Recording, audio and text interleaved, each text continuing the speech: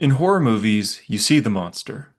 In horror games, you hear it breathing, walking towards you before eventually seeing it again. But in Dungeons and Dragons, your players see you, the Dungeon Master, behind a DM screen, sometimes next to a bag of chips. So how do you make that scary? How do you create fear in a world where there are no jump scares or cutscenes? How do you make your players afraid to continue moving forward? Let me show you. Nope. Hello, I'm the DnD Hunter. I'm not a mind flayer, and I'm here to show you how to actually scare your players in Dungeons and Dragons. This video is for Dungeon Masters, here to show you how to make a horror campaign, maybe a scary one-shot, or a scary moment in your next D&D session. Setting the mood. Fear starts with atmosphere. An atmosphere begins with what your players see and hear. Try getting smart bulbs. Hide one behind your DM screen and dim the lights at the perfect moments, right before the creature steps into the corridor or when the chanting stops. One thing that I love to do with lighting is if they're at a campfire, sometimes these smart bulbs will have applications that can cause sort of a flicker effect to make it feel like that you actually are around a campfire. So I'll put this on if they're ever out, well, camping. The sun went down, they're out in the middle of the woods, and they lit a fire so they're able to keep warm and see each other, see a little bit around them. Someone will be on watch, maybe two people, and I'll have them roll perception. Whether it's good or bad, they definitely see something or hear something in the darkness around them. They can never see what's actually in the distance, but they definitely know that something's there. I'll describe this being as getting closer, but I'll never say what it fully looks like. Maybe I'll say that it's extremely tall, taller than it should be, or its arms hang too far down to be natural, but still humanoid. I'll have it get closer and closer and closer, giving very minor details each step it takes. I'll get to the point where it actually reveals itself to the light, but it gets so close to the fire, maybe I'll describe that it looks like it doesn't have eyelids, or its smile just feels like it's continuously growing outside the area that a smile could go. I'll make it so it gets close enough to the fire that it's face to face with you. I'll just describe that it just makes a blowing noise. As soon as I, the DM, make that noise, I'll hit a switch on my phone and turn off the lights completely, making the whole room completely dark. I'll turn off my iPad so there's no light illuminating my face for my DM notes, and I'll just be silent for a while. The players will freak out most likely, they'll start to panic, they'll start yelling at each other, start saying what they're doing, start yelling at the others to wake up already, and I'll just be quiet and let it play out. By the time someone's able to cast light or make a fire appear again, make it to the point that they can see again, whatever figure blew out their fire is gone.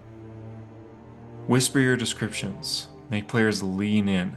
A quiet DM demands attention. It turns every word into a threat. Use sound with intention. Don't just blast music or have a playlist playing just on random. Lower the volume. Pick your music before the session begins. Lower it until it's almost gone. Fear lives in silence, so it's good to pause between your sentences and your words. Let your players really start to visualize what you're describing. For example, if I were to describe a party coming back home to their bastions after a full day of adventuring, ready for a long rest, but I wanted something to be wrong, I could either describe that being something like, you all feel relieved to see the bastion in sight again. Exhausted from your previous battle, you begin to prepare for a long rest. Only, as you approach, something feels a little different. Torchlight can be seen in the cleric's bedroom window.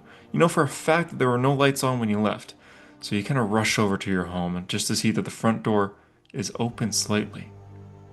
That should get your players engaged and curious as to what's next. They should want to get into that bastion immediately to find the potential intruder.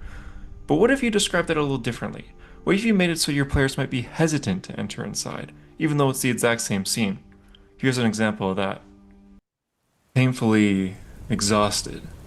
You feel hope once more as your home comes into sight. You need that long rest, only something feels different. The wind picks up, the air gets colder. The cleric notices first. Her bedroom window. You could have sworn you saw a man just standing there. The lights flicker, the torchlight lingers in the single window, Despite knowing that you made sure that no lights were on when you last left this bastion, it's clear somebody or something is in your room. As you get closer to the home, thunder booms in the distance faintly. A small flash of lightning illuminates the front door of your home. The wind picks up once more as the front door creakily opens, as if the wind or something inside is inviting you back home. For the first time ever, your home feels unsafe.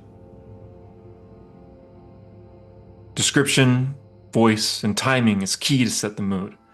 Try even to speak a little bit quiet to get your players to focus more on your voice. You may even catch them literally leaning in. Controlled jump scares. In some horror movies, jump scares can feel cheap, but in Dungeons & Dragons, they can actually work really well because you are in control of the room. Use jump scares sparingly, but when you do it, time it right. Wait until they're comfortable. Then knock, scratch, whisper. The party feels safe staying at the local inn tonight rather than at home. They need the rest badly, and they just need to sleep until there's daylight. So while they all whisper what to do with the invasion in their home in the morning, they start to drift off, start to finish off making the plan. They are ready for that long rest.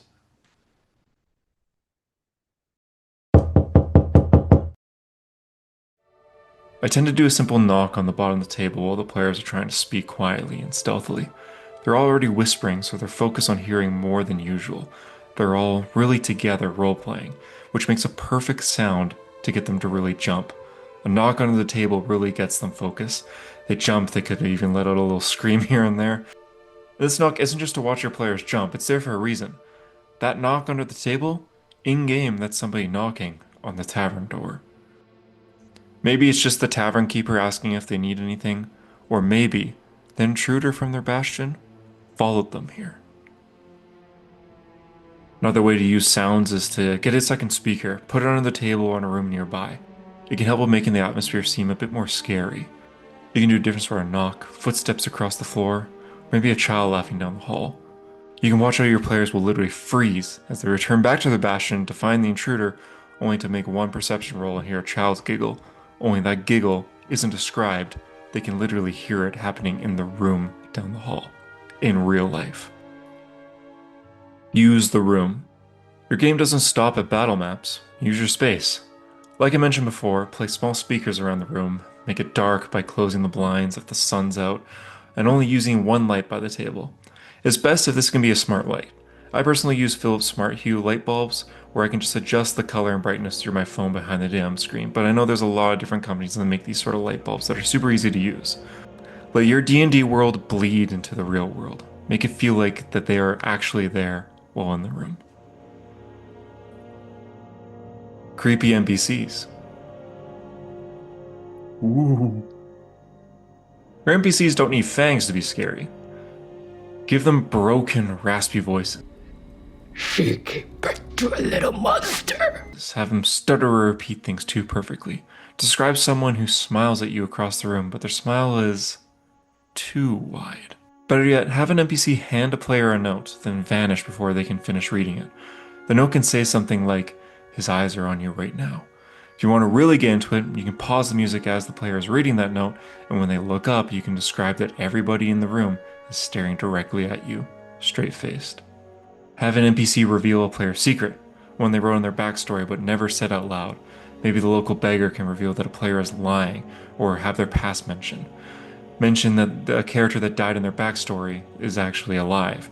This can freak out the player and get the rest of the party to question how they know what this beggar's talking about, and are they exactly as they seem. Psychological fear. Horror in D&D isn't just about blood and gore, it's about paranoia.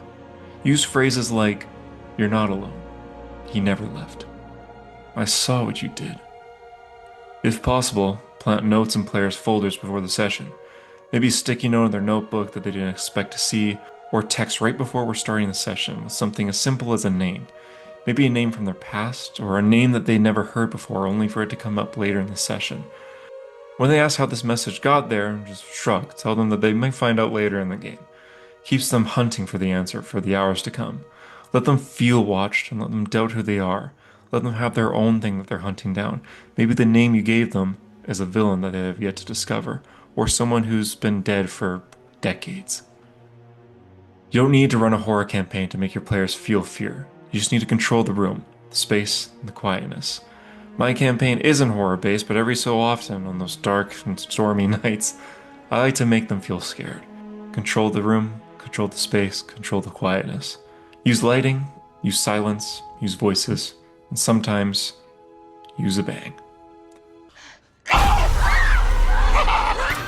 Subscribe for more D&D ideas and tips. I'm new to the D&D space, and I've been DMing multiple campaigns for almost 10 years now, and man, do I have a lot of things to say, so I really want to just get into this and make a ton of videos. I have a lot more planned that I plan to upload weekly, so please, thanks for watching. Give me a like, give me a share, give me a comment.